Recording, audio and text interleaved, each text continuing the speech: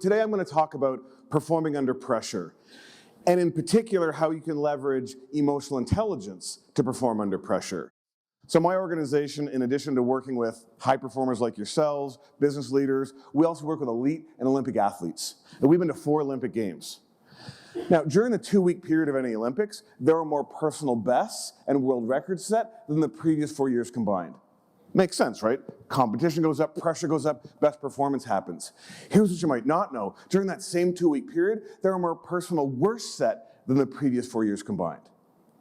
Yeah, think about that. All of those athletes who've trained a lifetime to perform a specific set of behaviors, and they're the best in the world at it, some get to that moment of tension and pressure, and some excel, and some fall apart.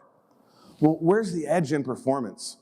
Well, it's the same for all of you. I mean, you're in the room because you're like Olympic athletes. You're operating at an incredibly high level of performance. But I can tell you, because we've come home from the Olympics with or without medals, the difference of who will win a medal and who won't will be how well they manage their emotions. And it's the same for all of you. So that's really the approach I'm going to take here is, are there some insights about your emotions and your emotional brain that you can learn to help you perform under pressure? What area of competence can you leverage? Well, there's 3 areas of competence we all operate within. There's your IQ, how smart you are. That's the part that's pretty much fixed. Then there's your job knowledge and technical skills. That's everything you know about the finance industry, about insurance products, about prospecting, all the technical skills you've learned. Then there's everything else that's come to be known as our emotional intelligence. You can't really improve your IQ. Of course, you need to keep up on what's going on in your industry and regulations and the markets. But the key differentiator for you in your own performance and growing your business and building clients will be emotional intelligence. So I want you to imagine that these markers are your working memory. So your short term. So someone can say something to you. You can access something from a long-term memory.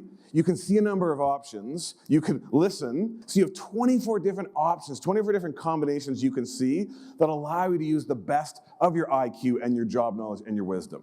What tends to happen, though, is you get in the morning, maybe running a little bit late, you get an email and somebody says something that irks you, and now you just drop 1 marker.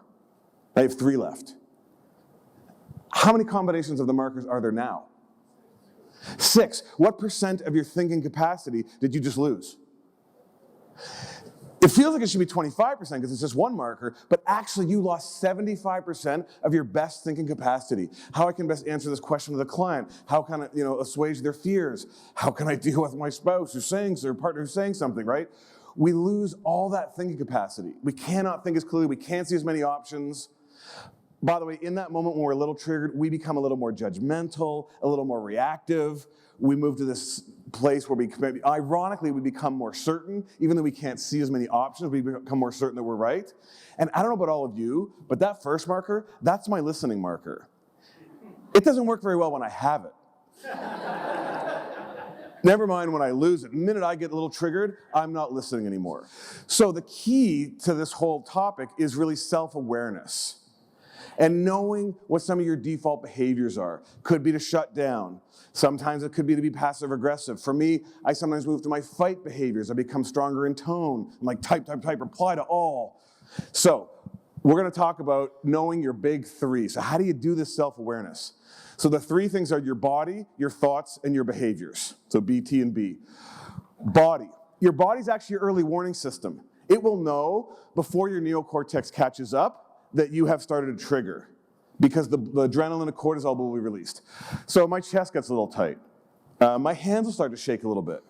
I don't recommend that you wait until your most triggering last 8% moment to try this, because by design, you won't be able to think. You've lost all your working memory, you can't think clearly. So you want to try in the less intense moments. So what's your plan I'm leaving you with is to be aware of and recognize your markers, to know your default behaviors, and to manage your big 3. And thanks to all of you for listening and letting me keep you away from lunch. Absolute pleasure. Thank you. Thank you.